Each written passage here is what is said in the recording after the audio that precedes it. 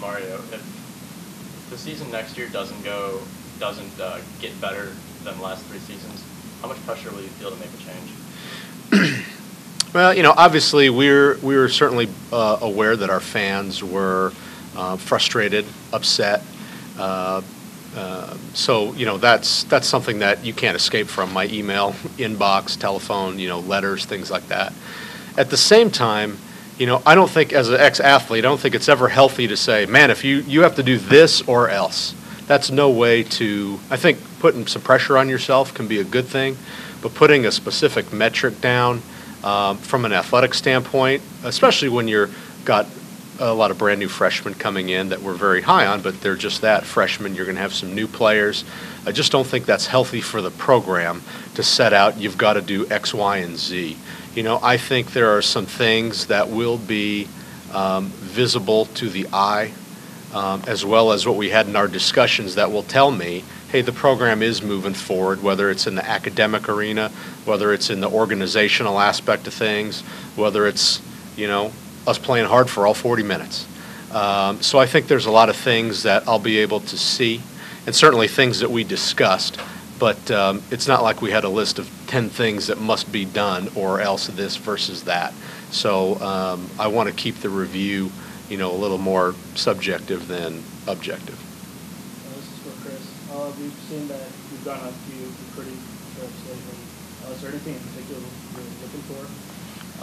Number one, and it's so crazy. We talked about guard play all year, and I was very public. And I know that, as a coach, it frustrates me, and I sometimes I get upset and I overanalyze things before I get a chance to watch film and I say things about players, and that's just me. That's how I was as a player, and that's not right. But you asked my teammates who played with me, and I was the same way with them. And we had success. And I was the same way when we had a good team. When Jamal Tatum was wrong, he was wrong. And that's just the way it is. It can't be masked because we're winning. And those are things I have to change. I understand that in this day and age where you have instant gratification, where they can go right away and express their feelings and emotions right away to the world, it has to be more important that I have to have more patience with them. I think that's the key. But back to your question, it was all about guards. Then we saw in the turn, we got things turned around, and our guards were actually really good, and they did the things that I needed them to do from day one. And just understanding some of the things we changed late and having the level of commitment from them the same, without having distractions, I think allowed them to realize, man, we're pretty good when we just do this certain thing. Mario, you said that you and Chris came to a mutual decision with the coaching changes. How much did President Bouchard and Chancellor Chang have in those talks, or did they influence at all? Well, I just talked to Dr. Chang from a campus level because it's a campus issue. I certainly go over everything with the boss. That's Dr. Rita Chang. But she has been very good and very supportive of athletics. So, certainly we, I always brief her on everything that we want to do, and make sure everything's copacetic with her. But she's been very supportive, and much like any subordinate to a supervisor, I would think that they would run everything ultimately by the chancellor. But she's been very supportive of my recommendations, and that was it. My recommendation along with coaches. Chris, what was the high point of the season as opposed to what was the low point of the season? I think the low point was losing senior night and obviously the Drake game. Those were obviously extremely, and I've never experienced anything like that, where you play that way and in front of your home crowd, and that was maybe the lowest point in my coaching career, from an assistant to any level. I think the high point was seeing how hard they play in the conference tournament and actually seeing guys do what we asked them to do. And I think that's the key. And as a staff, that's what we had to evaluate. Why then? When we're talking tomorrow, why then? Was it because I was more involved? Was it because I was more forceful and everything? I can answer that, but I know I was different in those games, and those approaches.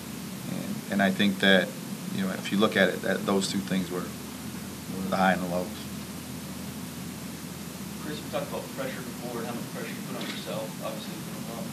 How do you move forward going the next season, not letting the kids see that pressure maybe and that affecting the play next year? I mean, you know, I've been under pressure my whole life. I've been too little to play. I haven't been good enough to go Division I. I mean, I haven't been able to, you know, you can't recruit at this level, you can't do, I mean, those pressures have always existed with me.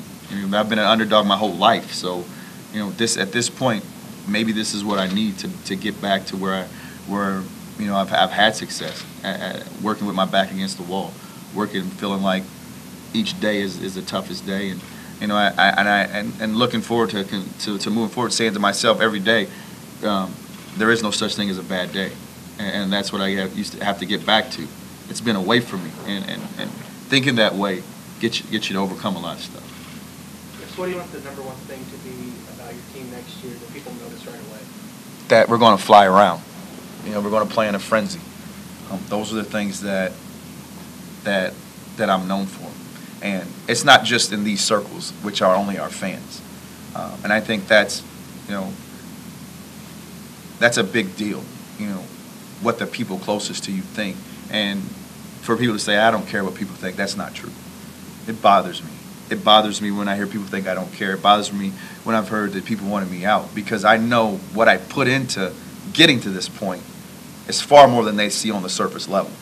And, you know, our guys are going to play hard. And, you know, having the understanding of how I am has to come across to them much quicker. I think we have time for maybe one or two more questions. Coach, when you talk about rebuilding the program, clearly when Southern's had success in the past, they've had the older guys, the fourth and fifth year guys, and really just that hasn't happened the last 3 years.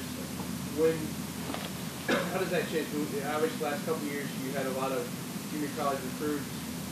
Where do you go from here? Do you go strictly back to recruiting guys and back to the redshirting process? Because that's obviously something that can take some time.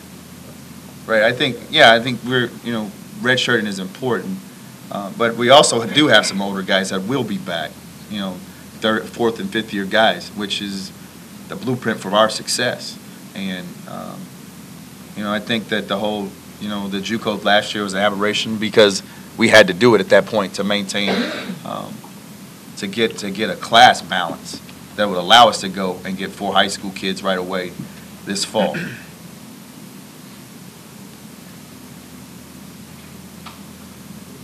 Any further questions? Okay. Thank you very much for coming.